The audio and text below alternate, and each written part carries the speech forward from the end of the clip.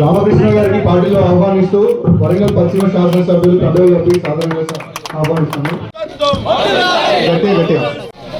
Congress party అంటేనే మాట తప్పదు, మడిమ తిప్పదు.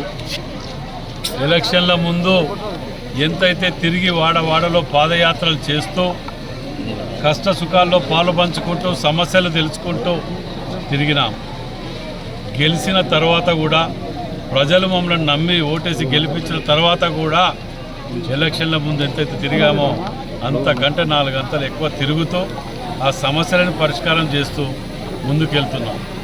మరి అందులో భాగంగానే ఇలా 10వ డివిజన్లో 10వ డివిజన్ కార్పొరేటర్ తోట వెంకన్న గారు, మాజీ కార్పొరేటర్ నసీం జహాన్ గారు, డివిజన్ అధ్యక్షులు కుమార్ గారు మరియు రామకృష్ణ ఈ డివిజన్ పెద్ద మనిషి వీరి ఆధ్వర్యంలో ఇక్కడ కాలనీ కాంగ్రెస్ పార్టీలో చేరడం జరిగింది.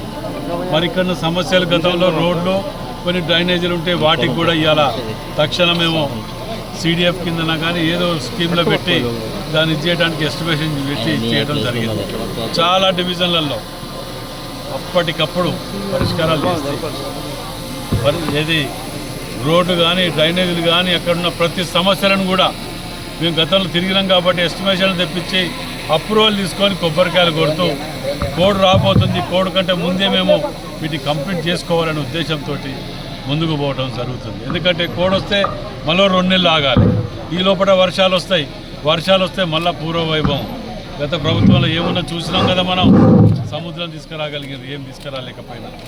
కాబట్టి అలాంటిది పునరుద్ధం కాకుండా ఉండటానికి హనుమకొండ వరంగల్ వెస్ట్ నియోజక ప్రజలకు ఇవాళ 3 నెలలకెళ్ళి ప్రశాంత జీవితం. ఎక్కడ గొడవలు లేవు, ఎక్కడ కబ్జాలు లేవు, ఎక్కడ ఏ దాడులు లేవు.